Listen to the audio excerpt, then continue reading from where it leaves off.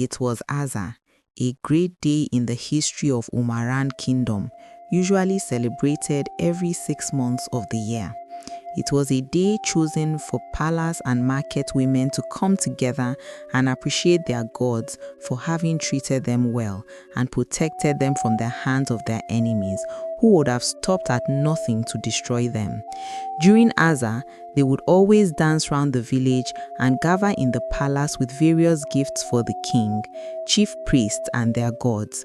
But that year, they didn't. The people were not happy about how the gods had kept quiet and had not given them reply to their request of a king. They felt vulnerable and weak, as their enemies could use that against them when strategizing another war. They knew war was not always far-fetched from them because people saw them as a threat, being the largest community amongst the ones around them and the ones with the greatest gods, who was said to have burnt a whole village within a day. The people's complaints had got to the ears of the chiefs, and they called for a meeting with the chief priest to see how they can appease the gods to stop being quiet and choose a king for them already. They gathered as planned and headed straight to the shrine where the chief priest lived. The chief priest did some consultations, and he said that the gods knew their petitions and was now ready to answer them.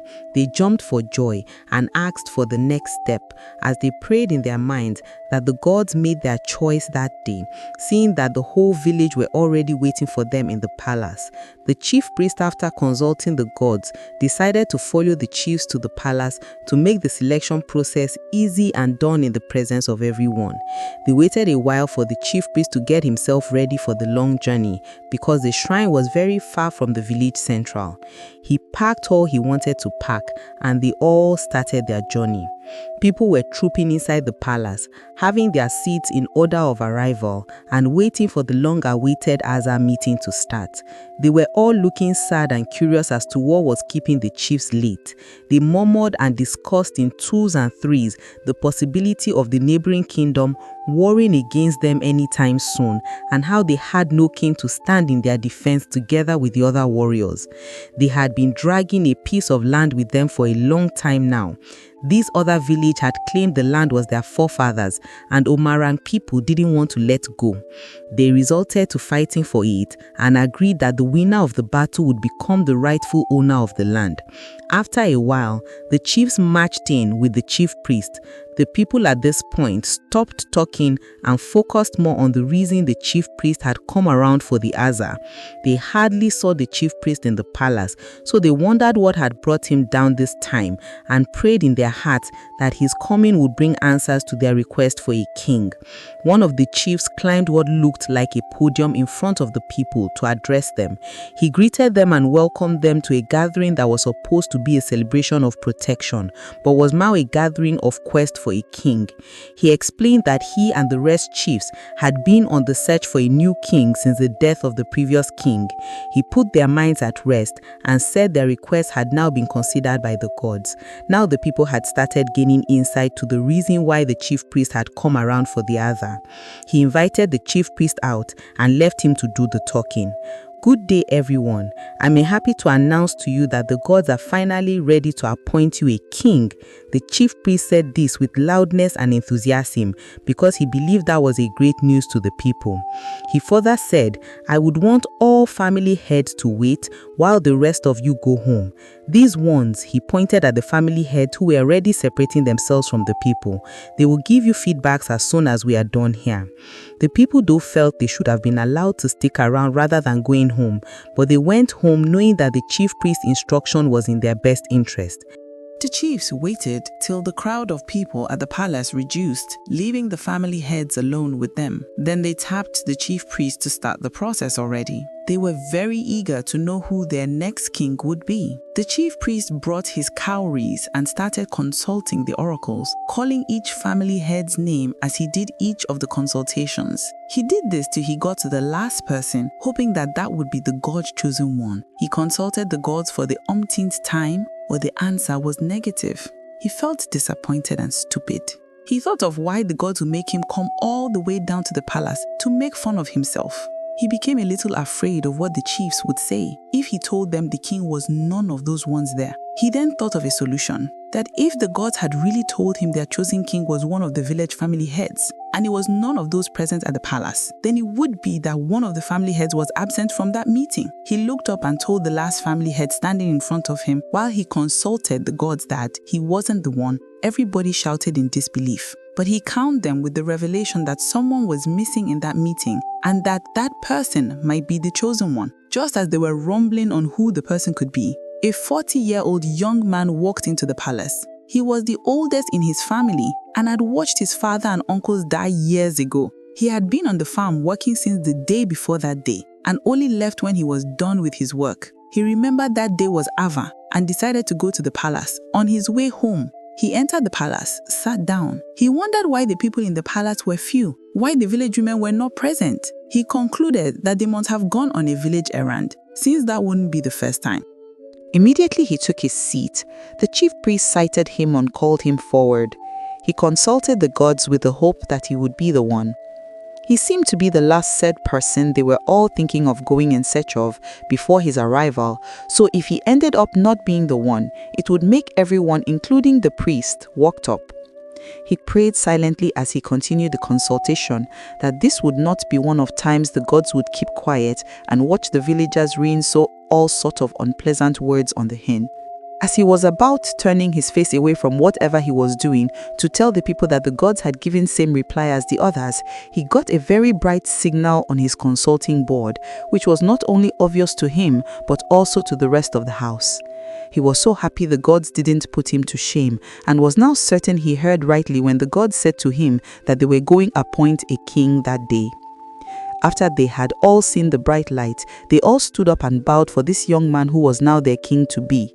The chiefs were happy, as the chosen one seemed already rich and powerful. They would not need much work to be done on him when it comes to preparing him for the kingship title.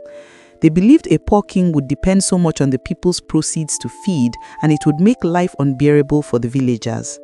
They closed the meeting and dispatched everyone to go spread the good news. As the coronation day drew closer, the whole village were excited and preparing for that day. Every day they brought yams, cassava flour, cassava flakes, plantains, animals and all sorts of things according to their level of blessings from the gods. They had divided themselves into groups and shared that day's work amongst themselves. The king-to-be, Obalola Adijari, had already left the village for fortification at the shrine. They had some rituals usually performed for everyone that was going to be king. This ritual was to fully make him lord over every living and non-living thing in the village and beyond. The rituals went on for 30 days. The villagers had hoped to see their king come out safe and sound, strong enough to be made king. The king himself was one who had already faced bigger challenges during his work as a farmer. He though wasn't the strongest and most powerful, but he wasn't easily scared of situations. He had eaten so many portions given to him by powerful men in their village and beyond. This was known to only him though, and that was why the villagers would even pray for someone like that to come back to them alive. They never knew he was stronger than they could ever think. Drummers were drumming, dancers were dancing, the village choristers were singing praises and the village women were seated, moving to the rhythm of the beats and songs being sung. They were smiling and exchanging pleasantries with one another while they patiently waited for the coronation ceremony to start in proper. The chiefs came out of the palace, greeted the people in unison and went ahead to have their seats. Now they were all waiting for the king's arrival with his bride, the one that was given him by one of the chiefs, when it was said by the chief priest that he needed a wife for the completion of the ritual process. He had no other option but to opt for the one given him by the kingmaker, Chief Durotola. They waited for a long time, but enjoyed every bit of the wait because it was for a good cause. Soon, the King Adebenja came out with his woman, who was traditionally legally married to him. He sat on the ancestral seat and had his wife sit by his right-hand side. He came out dressed in dynasty attire and his wife sparkling like royalty would sparkle. The villagers immediately rose to their feet and shouted, Kabiyeeessssiiiiooooo! King Deja stretched forth his horsetail and shook it as a symbol that he was also greeting them. He started his statement by saying some words of prayers, which was culturally believed to have the immediate stamp of the gods of their land. Iluatoro, the king said, and the people replied, Ashe. The king continued to say these prayers till he exhausted all the prayers he could think of. At that point, he stretched forth his horse tail again and allowed the kingmaker, Chief Durotola, to do the next thing on that day's agenda. He stood up and called the priest to bless the crown and the beads as they were about to put it on King Deja's head. The chief priest blessed the crown, beads, and the staff of authority that was going to be given to the king. Kings, according to their culture, were said to be powerless without their staff of authority and wouldn't be able to carry out any royal assignment or command without the staff. After the aforementioned things had been blessed, Chief Durotola stepped forward to officially crown King Deja the king. The crown was carefully lifted and placed on his head. Next were the beads and his staff of authority, which were placed on him and handed over to him respectfully. The villagers couldn't even wait for the kingmaker to declare him officially a king before they rose to their feet and shouted, "Kabiyeeessssiiiiiooooo! May you live long on your father's throne. May your enemies all die. May your reign bring peace to us all. Ashe!" The king shook his horse tail again at the people, and merriment started. The dancers performed, and the singers sang songs to eulogize the king. The villagers left the palace that day, feeling happy and overwhelmed by the fact that they now had a king. King Deja, being a strong and courageous man who did whatever he was said to do at his slated time, took the coming war with their neighboring village upon himself, as he didn't want to disappoint the people or give them any reason to doubt his abilities to rule them. He called the warrior to the palace and had them fortified for the war. The warrior's head, Balogun, was so happy the king had shown interest in fighting this war with them, as no king had ever been so interested in following them to war. All they did was prepare the warriors only and give them whatever they needed to overcome the war. But this time it was different. King Deja prepared for the battle with them, as against his queen's warnings. He believed a king should be seen doing the toughest thing. Besides, he wasn't ready to sit back home and await the outcome his warriors would bring him in the palace. He wanted to be there and see things for himself. They girded themselves well with the help of the chief priest and was now set to go to the war front. They echoed, "You cannot, you cannot, you cannot take our land from us," repeatedly as they marched towards the battlefield. Looking at the total number of Omuaran warriors, one would say without mincing words that they would overcome their opponent. But things were no longer seen as the same when the opponent got to the battlefield too and were 2 times more in number than Omuaran warriors. They had heard of how undefeatable Omuaran had been for their predecessors, so they gathered so many warriors to defeat Omuaran. To be candid, Omuaran panicked and were thinking of the probability of being defeated for the very first time, seeing that their opponent was more than they were in number. But they couldn't show it, as it was already too late to go back to the village to fetch more warriors for that battle.